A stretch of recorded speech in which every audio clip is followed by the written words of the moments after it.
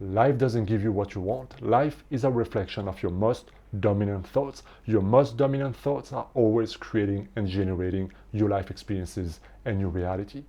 And I want to share with you a story that beautifully demonstrates this. And this is actually something that happened to one of my clients. You see, he was Mr. Unlucky. That's how he presented himself to me, right? Crazy, unlucky stuff will always happen to him. And man, I mean, he had a list of evidence. You just couldn't deny it, right? It was like he was born under the wrong star or something. Like a tree hit his freaking house. His car broke down multiple times in the middle of nowhere. Flight delays, all kind of crazy stuff happened in his life. But there was something else that was bothering him and affecting his life a lot, and that was his work. At work, he always felt inferior. He always felt like, passed on big project, more unlucky, right? But he always felt like invisible compared to his colleagues who were better, and so he just didn't know how to break through that pattern. So when we started working together, either you could be like, you know what, I'm a victim of something greater, like a star or God or past karma, and there's no control over this. Or there's something I have between me that's created, generated, sustained those experiences. Like, is it past conditioning or is it just unlucky, bad luck, programming something? When we started looking at the core identity he created, the core story, the core thoughts he had, and how this was affecting his life, creating certain things in his reality, it was very easy to uncover the unlucky story, and how often a big part of his dominant thought and perception of his life was just thinking through the lens of I'm unlucky. So you could very much see how, okay, well, that core belief is creating a lot of things, man. You gotta change that. But in his work, there was a subtle, more unconscious belief that he had to start looking at. And that was the belief that I'm not as good as other people. So he always felt unfair. He always felt like he had to work harder. He always felt like he had an unfair disadvantage compared to other people, and that no matter how much he worked and so on, he was always not as good as others. So he always felt anxious and insecure, self-doubt, and all these type of things. That was another part of his identity.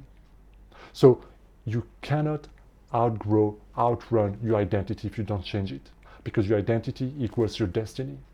And this is something you really have to understand. It's like when we started working together with the clients, like if you feel like you're powerless, if you feel like there's nothing I can do, and no matter how much I want to change my reality and manifest something else, if you don't become aware of your most unconscious dominant thought, that core story that's driving so many things in your life, you will repeat that, and the destiny, that fate, and you'll just struggle to change things. So for him, he had to start changing the story that people respect me, that I'm very good at what I do, and that he took that belief that I am blessed. And he had to start recreating that most dominant thought. He had to start cleansing that old thought, those old patterns, those old unconscious dominant stories and crazy stuff in his mind. He had to completely change his identity. And when he changed his identity, his reality changed. And this is actually something that science has shown. Yeah, it's not just woo-woo, it's not just manifesting stuff. Science has been demonstrating the power of the mind so many times, whether it's through the placebo, nocebo experiences, or even this Harvard study that they done a few years ago. They went to work in Texas with 140 maids. Yeah, they split them in two groups. One group, they did nothing. The second group, they talked to them about how much calories and fat and energy they were burning to just doing what they do. Like they told them that you cleaning and coming to work and so on is actually exceeding the daily recommended exercise. You're actually working out every single day. You're burning a lot of calories, you're sweating, your body, blah, blah, blah. They just told them a completely new story. And for hours after hours after hours, they created a new story, a new belief. They broke down all kind of old beliefs and perception in their mind, and that helped them create a new perception about how much exercise they were getting out of their work. And they wanted to see what would happen after 4 weeks by changing nothing else, just the story in their mind. No diet, no keto, no this, no personal trainer, no gym, no abs, nothing, just the story. After 4 weeks, group number 1, nothing happened because they remained the same. Group number 2, all of them lost weight and body fat, and the blood pressure changed and all of these type of things. So the body responded to the new story, because when your perception change, your identity starts to change. And then you feel a different way, you act a different way, your body responds to what's happening in your mind, and then your results start to change. So your identity equals your reality. You cannot outgrow your reality if you don't change your identity, because this is where your most dominant thought comes about. There's something in your brain called the RAS, the reticular activating system. And this is basically your brain is wired to give you evidence of what you focus on and what you believe. So if you believe that you're unlucky, that people don't like you, that the economy is bad, it's like a radar, right? Your mind, your brain just looks for evidence and shows you evidence. So things pop up in your awareness that just reinforce that belief, that attention. But if you start to believe different things, I'm good with people, I'm very successful, I'm very good at what I do, people love me, I'm blessed, that's why I have this sign.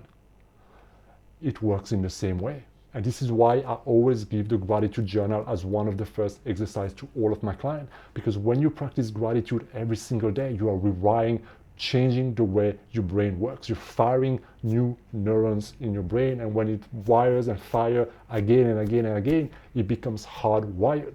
So now all of a sudden your energy is changing, your identity is changing, your brain is starting to give you more evidence about things to be grateful for, and you start to get and attract and manifest different things in your life. So it's not magic.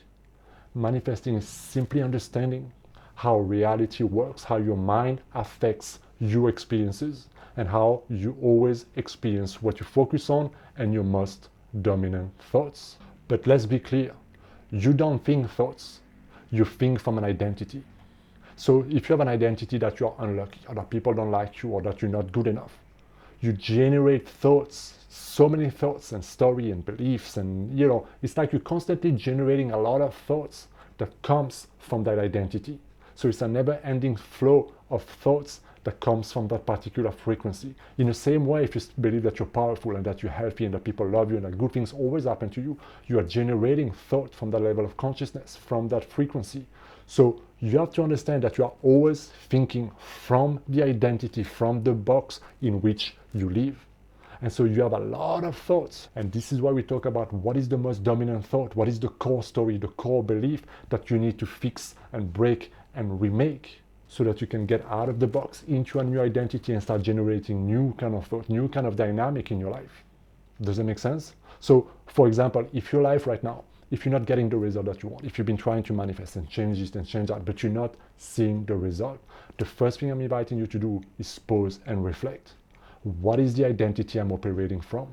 What are the thoughts? What is the most dominant thoughts that I have? Do I think in lack and self-doubt and judgment?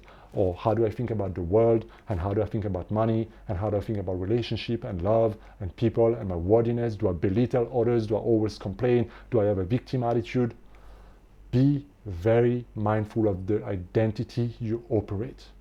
Like, you gotta start to audit your mind. You gotta start to audit your self-belief. You gotta start to audit what is happening in your mind, in your consciousness, especially about the things, the problems you have, or the things that you want to change, and so on. And then you gotta start using your imagination and your creative thinking to be like, you know what? Okay, so if I already had what I want, so you imagine, you assume, if I already had what I want, how would that new self, that happy self, the successful self, the in-love self, the whatever self, like that self that you then, who already has what you want, how would I think differently? How would I think about that? How would I think about money, about myself, about the world, about the economy, about people, about my worthiness, about all these type of things? How would I think differently about all these type of things? And I guarantee you, if you do this exercise honestly, there's a different in consciousness, meaning there's a very different fundamental way of thinking differently in those two levels. So then you have to start understanding, okay, what is the most dominant thought? What is the core belief, the core story that the new self has that I need to start embodying? And what is the most dominant thoughts, the core story here now that I have to break free, that I have to let go of? Is it always replaying the past? Is it always the worst case scenario? Is it always one of these same thoughts that just shows that you're not good enough, that you're not this, that you're not that? Find out what is the core dominant thought that you have right now. How can you do this? Here's a little exercise that you can do for the next 3, 4, 5 days. Audit your mind and write down every single day what are the top 5 or top 3 most recurrent, most limiting, most negative thoughts or stories that keep showing up in your mind? Are you thinking lack? Are you complaining? Are you worrying? Are you thinking about the past? Are you always complaining about the money, about this or about that? What is going on in your mind? What are the top 3 or the top 5 most limiting thoughts? Write them down, because at the bottom of those you will find the core, the most dominant story, the most dominant thought, the most dominant belief that is shaping the foundation of your identity. And that gives you exactly what you need to be like, you know what, I cannot keep on operating from this. I need to break the legs of that identity, and I need to start then finding what is the new foundation of a new identity. So if my old story is that I'm not good enough, is that I'm unlucky, is that people are better than me, what is the new story? What is it that I need to start thinking? What is it that I need to start becoming so familiar, so normal, so me, that reality has no choice but to change and to reflect that new state of consciousness? That's the journey that you need to have, because the moment you change your perception and you start to give your attention to those new thoughts, and those new thoughts start to create a new identity, you will start to feel differently. Your vibration, your frequency will start to change. What you start to attract, generate, the synchronicity, the idea, the luck, the things that start to come into your life, the decisions and behaviors you make will start to change. And reality will change, not by magic, but because you have changed, because you understood how the dynamic works, because you took responsibility, and because you decided that I am the creator of my reality. I get to choose what is the story. I get to choose if I keep on replaying the same old movie from what happened 30 years ago, or if I stop this and I start thinking differently about my past and my future and my now and myself. You have the power. Remember, life is only a mirror, always reflecting what your most dominant thoughts are. If you need help on your journey, you can book a coaching session with me down in the comments, and together we can help you fast track and break the legs of that old identity and help you step into who you need to be to create the reality you deserve. Link is down in the description. I'll see you next time. Be well.